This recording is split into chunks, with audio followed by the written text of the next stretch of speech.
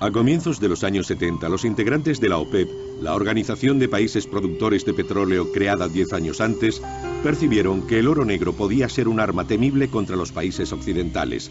La OPEP representaba el 50% de la producción mundial. Eso la convertía en un increíble medio de presión sobre las grandes petroleras que habían tenido poder hegemónico hasta entonces y también sobre los países industrializados que cada vez dependían más de sus importaciones de petróleo. Tenían un objetivo común: mejorar sus ingresos aumentando el precio del barril, que pensaban con razón que era muy bajo. Como tantas veces en la historia, una guerra estaría en los orígenes de este episodio. La guerra del Yom Kippur. 10 días después del inicio de la guerra del Yom Kippur, mientras los israelíes empezaban a recuperarse gracias a la importante ayuda de su protector americano, el petróleo se convertía en arma. El 16 y el 17 de octubre en Kuwait, representantes de los 6 países del Golfo miembros de la OPEP, liderados por el jeque Yamani, entonces ministro del petróleo de Arabia Saudí, y su homólogo iraní, Amusdegar, se reunieron en el Sheraton. En unas horas acordaron subir el precio del crudo en un 70%. Al día siguiente, Yamani aumentaba la presión proponiendo el recorte de un 5% mensual en la producción hasta que las tropas israelíes abandonaran los territorios ocupados. El alto el fuego fortaleció la posición de los miembros de la OPEP. Decidieron hacer un recorte del 25% de su producción y un embargo total a los aliados de Israel. Estados Unidos era el primero de la lista. El último acto de esta rebelión ocurrió en Teherán el 23 de diciembre, cuando la OPEP decidió un incremento del 13%. En solo 2 meses, el precio del petróleo se había multiplicado por 4, de $2,50 a $10 el barril. El Shah de Irán declaró: las naciones industrializadas tendrán que comprender que esta época de gran prosperidad, beneficios y riqueza, gracias al petróleo barato, ha llegado a su fin. La primera crisis del petróleo. En enero de 1974, tras la celebración del Año Nuevo, el precio del petróleo se disparó y escaseó el suministro. Este cataclismo sin precedentes quedó grabado en la memoria colectiva como la primera crisis del petróleo.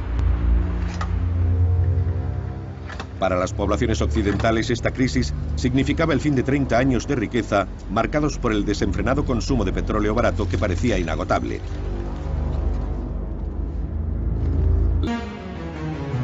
El incremento de la factura del petróleo en los países industrializados y especialmente en Europa provocó una inesperada crisis económica y social.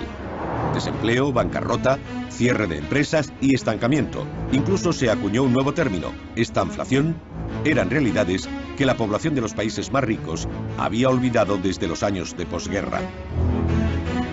Sin embargo, no fueron el único elemento negativo en este estado de alarma.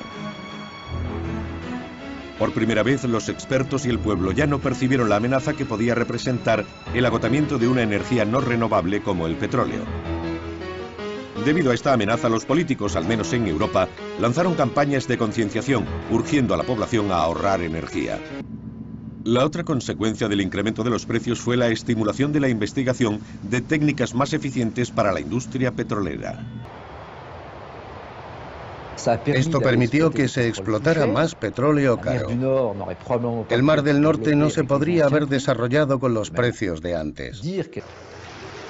Los yacimientos del Mar del Norte no fueron viables económicamente hasta los años 60.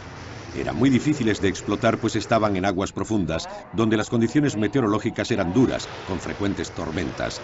El incremento de los precios en 1973 permitiría a las grandes petroleras invertir considerables cantidades para superar ese problema. Gracias a las mejoras técnicas y a la mano de obra experta, la producción del Mar del Norte se multiplicó por 5 entre 1974 y 1978. Ello permitió a países vecinos como Gran Bretaña o Noruega, pero también a otros países europeos, ser menos dependientes de la OPEP. Los norteamericanos también se aprovecharon de esta escalada de precios para relanzar sus programas de exploración en zonas difíciles, especialmente en Prudhoe Bay, en la parte más septentrional de Alaska. Aparecieron en el paisaje los primeros aerogeneradores. Las placas solares abrieron interesantes perspectivas en la economía doméstica. Las cosas fueron diferentes con la energía nuclear, que se llevaría la mejor parte en este esfuerzo por la diversificación. La carrera de centrales nucleares entre Estados Unidos, Japón y numerosos países europeos fue encabezada por Francia, que es el país con mayor número de centrales per cápita.